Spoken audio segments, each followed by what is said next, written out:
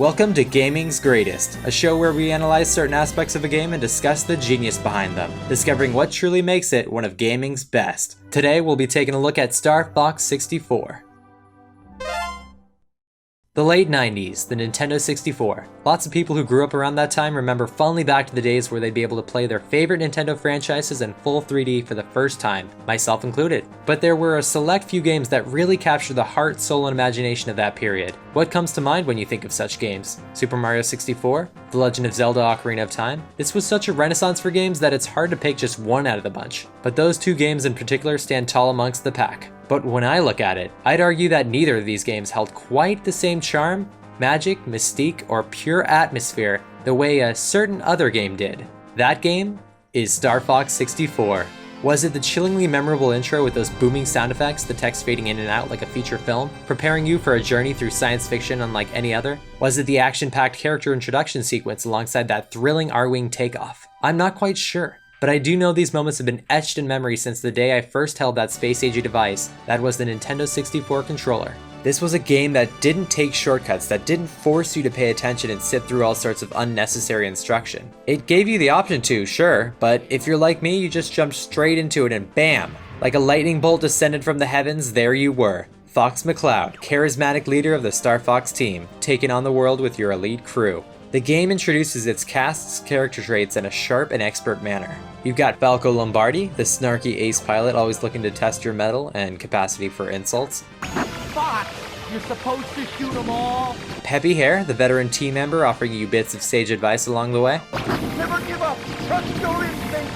And of course, Slippy Toad, everyone's favorite amphibious damsel in distress. Hey, what? With such a colorful collection of team members, and in order to make a true classic, it was vital that Nintendo find a way to bring these characters to life in ways that moved even beyond the new and immersive 3D graphics. And the way they would accomplish that would make for one of the most iconic features in a game to date. Indeed, Do a barrel roll. remains to this day one of the most fondly remembered lines in gaming history. Through the game's innovative use of fully voiced characters, Star Fox 64 truly allowed the player to become immediately familiarized with the world and its personalities, to a degree exponentially more impressive than ever before. Now, Star Fox 64 is a game that relies heavily on replayability, and while the gameplay and the Star Fox crew's dialogue alone lend itself to that well enough, there had to be something else, some other motivating factor that would keep people coming back to this game time and time again, having felt their money was well spent. It was therefore imperative that Miyamoto and co. made a game that felt truly personal to the player, and this would prove pivotal to the game's success in making you care. Why is that? It's simple, really. This is a game all about taking on the world, but more specifically fighting a number of various boss characters in the lead up to the big bad himself, Andross. It therefore became vital to give not only the good guys a voice, but the bad guys too. Having these enemies communicate with you, taunt you, mock you, belittle you, made you want to take them down that much more. In the previous game, Star Fox for the SNES, the only boss character to have any dialogue whatsoever was Andross himself. While this game was quite innovative in its own right, the lack of enemy feedback made for a highly impersonal experience. By allowing these characters in Star Fox 64 to come to life through having an actual voice, these dogfights suddenly become a whole lot more personal. You take on the persona of the heroic Fox and gain an immediate sense of empathy for him, hearing the bosses shout such demoralizing provocations as, I'm gonna bust you up real good. and Give it up. You can't win. but then it's taken even further with lines intended to really get under your skin, such as, You'll be seeing your dad soon, Fox. and Too bad Dad's not here to see you fail.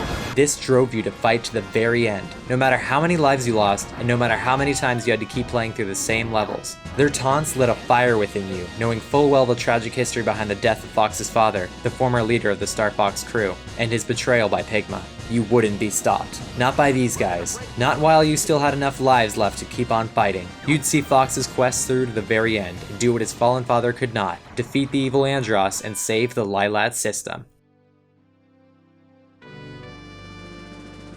The game's cinematic feel, coupled with these hilariously over-the-top corny one-liners that would inevitably spawn nostalgia many years after the game's release, and impactful enemy feedback has helped make Star Fox 64 stand the test of time. And while it's easy to claim that Star Fox 64's legacy lives on through its iconic dialogue above all else, that may not actually be the case. It's interesting to think back to this renaissance of games and wonder, what really made these games so incredible? Was it the analog controls and clever camera mechanics in Super Mario 64 that allowed you to jump through grand and colorful worlds as everyone's favorite plumber for the first time? Or perhaps it was Ocarina of Time's Z-targeting system, allowing you to engage in three-dimensional combat in a manner that felt both fluid and engaging, becoming absorbed in the feeling of being the hero Link?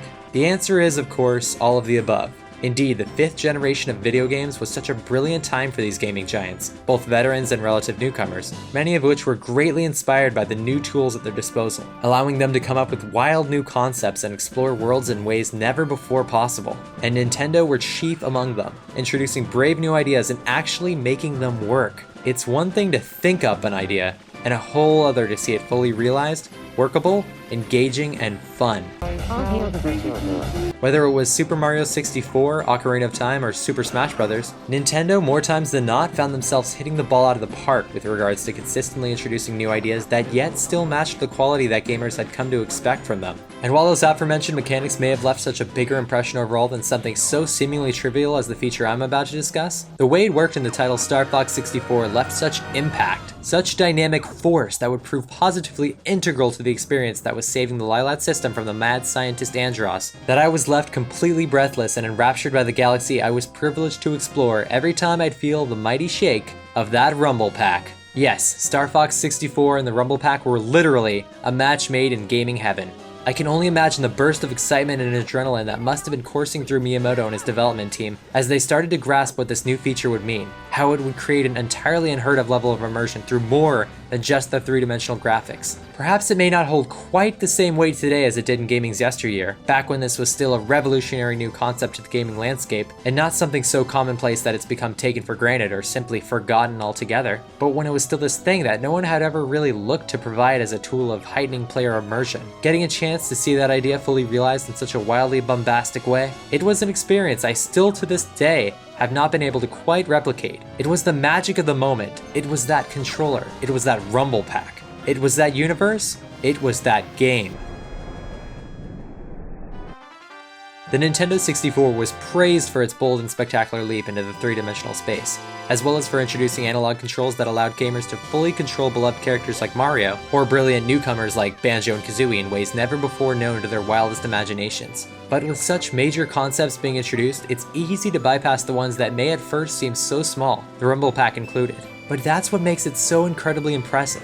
It fits so naturally into the gaming landscape, both as a controller component and a tool used to immerse the player into the fully realized three-dimensional worlds, that it was like a blip on the radar. It was such a natural evolution that it felt like welcoming an old friend and realizing that, as time had passed, you only had more in common. And today, we embrace the Rumble feature without a second thought. Perhaps some of us will remember its roots and think fondly back to the time where we got to first experience the immersive galaxy that was Star Fox 64, and perhaps some won't. It's the sheer simplicity and genius of the component that makes it so wondrously transparent after all. Star Fox 64. It's so easy to think back on it and say, oh yeah, that was a pretty fun game. Do a barrel roll. But when you take all of its many features into account that have proven fundamental to the gaming landscape today, you really have to hand it to Nintendo for making such a game that's as essential as it is classic. Star Fox 64 proved that you could take the world of video games to an even deeper level than ever before thought possible through its use of fully voiced characters, this feature generating a sense of camaraderie, timelessness, and a force of sustaining player motivation through its wonderfully detestable boss characters. And then there was, of course, the Rumble Pack, shaking you into the belief that you were, for the time being anyway, truly a part of the Lylat system, and not just some generic pilot, but Fox McCloud himself. And for having successfully accomplished all of that, I'd say that Star Fox 64 truly is one of gaming's greatest.